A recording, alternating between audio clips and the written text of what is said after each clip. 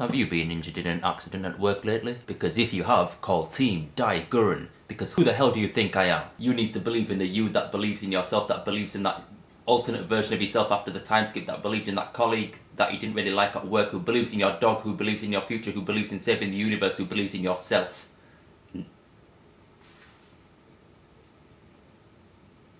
So that made next to no sense, which is typical the fashion of Gainax, and pretty much what this series is, nonsensical, but it does it good.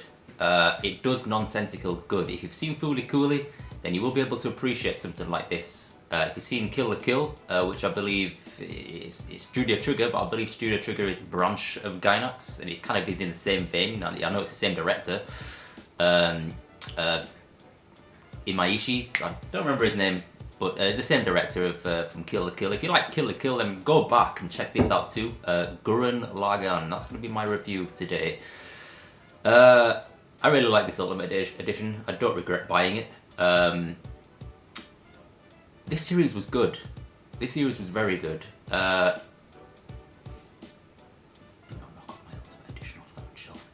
This series has its pros, but it isn't without its cons. I will definitely go into that. Gainax is a problematic anime studio. As if you're a fan of anime and anime production, you're probably aware. Gurren Lagann centers around a young boy, a 14-year-old boy, Simone. Simone lives in an underground village. This is set in a world where basically all of what's left of human civilization lives underground. Nobody ventures up to the surface. Simone is a digger. He's a miner. He uses a drill to dig holes to expand the colony, expand the village that he lives underground, to create more tunnels for more living space, and just for more space as the population increases, I would imagine. Simone is joined by Kamina, who is his older brother figure. He's very enthusiastic and he's dead set on breaking through the heavens with the drill and basically going to the surface and just exploring and seeing, you know, what's out there. If there was a human embodiment of the phrase "life finds a way," it would be Kamina, because Kamina is that person. Kamina is, as Tupac Shakur once said, the rose that grew from concrete. When something is confined, there's something that needs to break free. Kamina is that break free. He's that trump card. He's that, you know, he's that free pass to a new life. And he very much has that attitude. He's very enthusiastic 100% of the time. Kamina is very a 100% person, gives everything 100%. And if you're not with him on that, or you're half-assed about it, he'll damn well make sure that you're up to his speed and, you know, on his same wavelength. Which can be quite overbearing for his character at times. But anyway, Simone and Kamina are living in this underground village when all of a sudden a big massive face, a robotic face called the Gunman, breaks through the ceiling, followed by a beautiful young girl, Yoko. She's fighting this machine with a massive sniper rifle. And that's basically how the series starts off. As Kamina seizes that opportunity after many failed attempts at trying to break through to the surface. And yeah, I mean, destiny hits them like a hammer to the face. They go at the end, going with Yoko to the surface and discover that what's left of the human population and the humans that do try to dwell on the surface are on a daily basis tormented and you know, battled, or the battle with these face-like machines called gunmen, which are piloted by a completely different race of sentient life form called beastmen.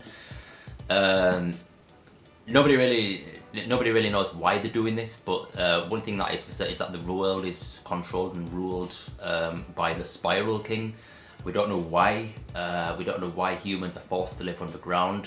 We don't know the motives of the Spiral King. We just know that on a daily basis he's sending his troops in these gunmen to basically suppress what's left of human civilization. And Kamina seizes this opportunity to fight back against the established rules. You know, fight back against the status quo. As he's all about, you know, anti-establishment. He's an original rebel. And Simone basically catches on, you know, he follows Kamina, you know, in this quest, although reluctant, as Simone, sorry, is very self-belittling. He's got no confidence in himself. He doesn't have any faith in his own abilities. I mean, just before Yoko and the gunman smash through his village, he actually finds a gunman himself, basically a face, which is called Gurren. And this is literally right before you know, they go to the surface. But even though he's the pilot of this miniature gunman, he has very little faith in his abilities, and Kamina is basically his rock, his anchor. You know, the person who is essentially his backbone. You know, Kamina is Simone, and everybody else is strength.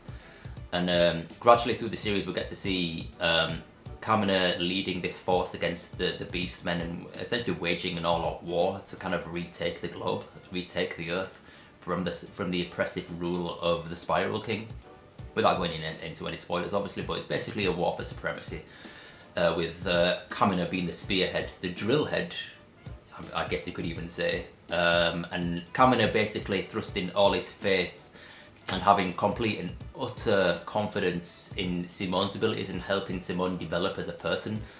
And that's one of Kamina's main strengths in this series, is that he really anchors this series down, and kind of, yeah, he really creates a pillar of hope for a civilization. But his character is also very overbearing, unrealistically so, as I mean, obviously you do have revolutionaries and things like that, but Kamina is so over the top that it can be quite overbearing with him around sometimes.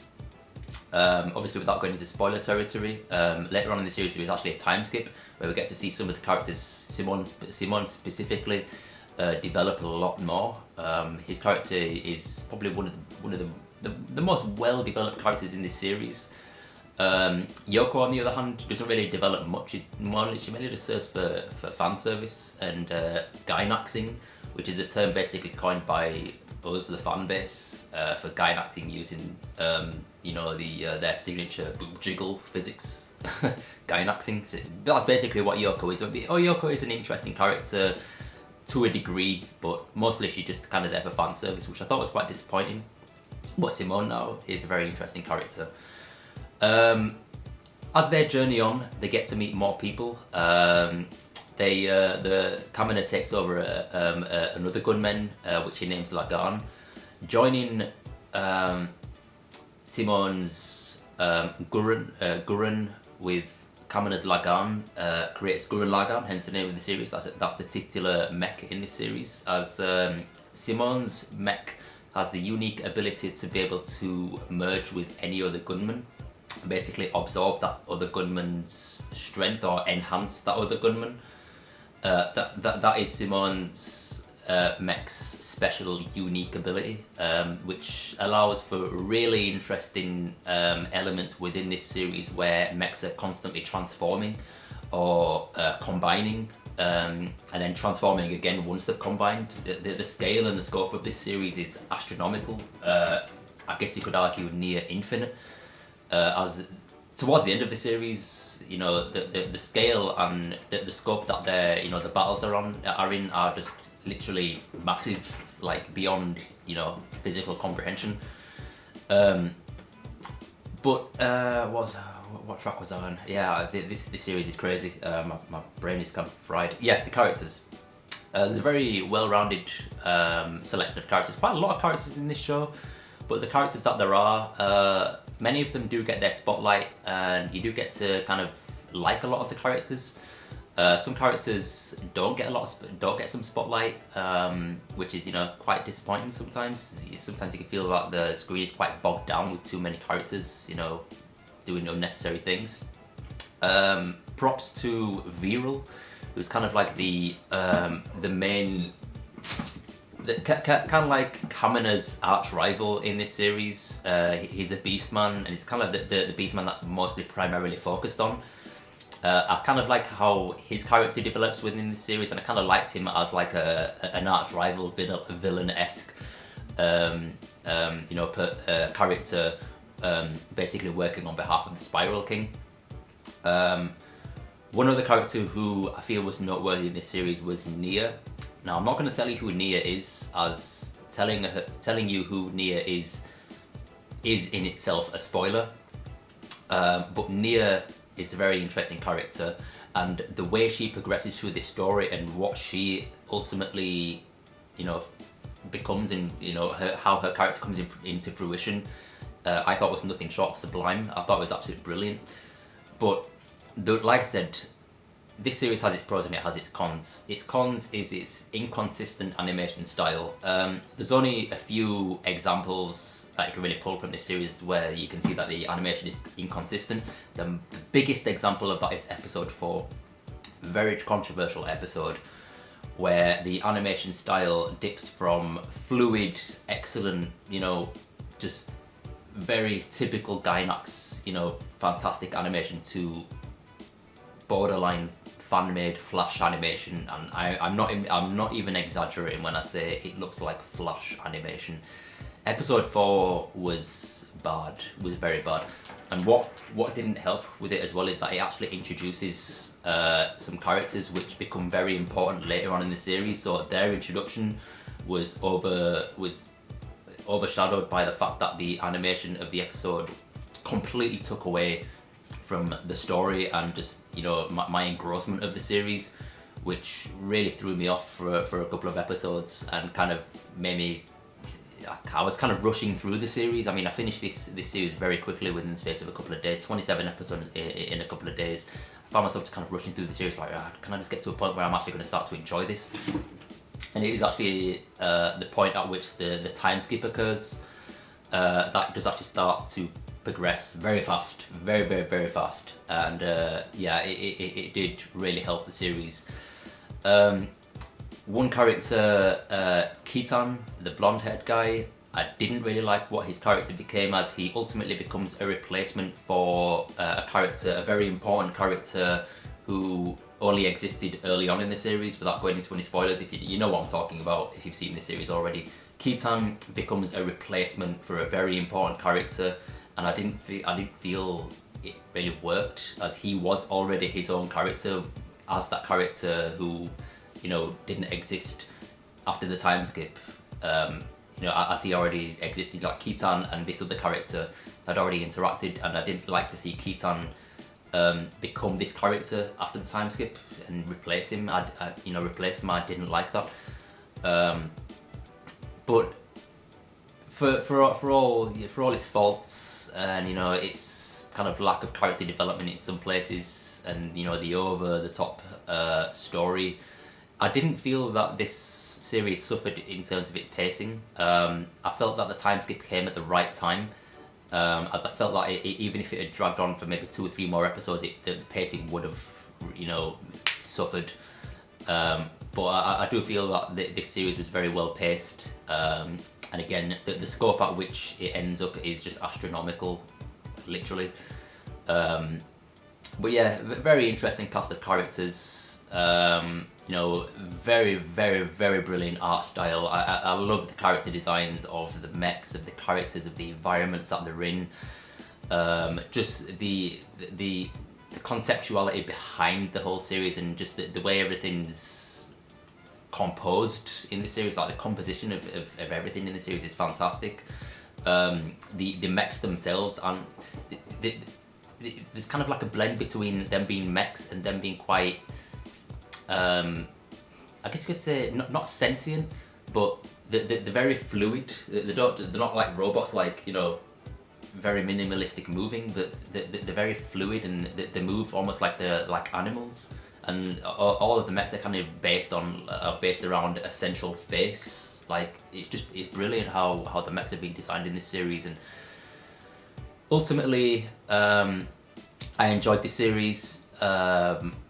If I'm completely honest, it didn't live up to what I thought it was going to be. The very emotional moments in this series didn't impact me as I thought they would, probably because I was spoiled before watching the series, so I knew what was going to happen, like the major twists and things like that. or the image twists that's in this series, because there is a massive twist in this series.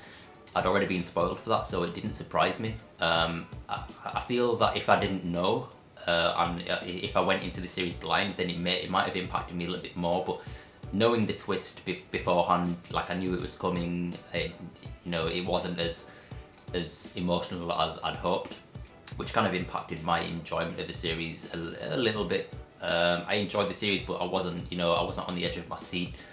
But the animation is amazing, barring episode 4. So Gurren Lagann is definitely a must-watch if you haven't watched it already. I mean, I'm probably the last person on planet Earth to have actually watched this series. It's been out for quite some years and it's massively popular. It got such critical acclaim and, you know, high praise and reception. You know, just, you know, in the anime community, and everybody kind of lauds it as a really, you know, landmark, hallmark anime series. It's something that kind of is genre defying, to the same vein as perhaps Evangelion. You know, it's on that scale, I'd say. So for that, definitely recommend. And there's not much more I can say about this. You know, I really love my collector's edition. Yeah, I did an unboxing of that if you want to see that. It is a good box for the money that I paid for it. And yeah, Gurren Lagann, good series. I'm still to watch the movies, but the movies are essentially just theatrical versions of the series itself. They don't add anything to it. There's OVAs on this collector's edition as well, but they're untranslated, so yeah, not really good. The extras aren't really that brilliant. The Yoko Goes to Gainax was quite interesting. I really liked that. And there's also an alternative version of episode 6, which is it's the same story, but it's like the aired version. I think I didn't watch it. I didn't see the need to watch it. And it comes with a nice art book, which is pretty cool. So yeah, that's been my review of Gurren Lagann. Drop me your thoughts and comments in the section below if you've seen this series. And yeah, thanks for watching.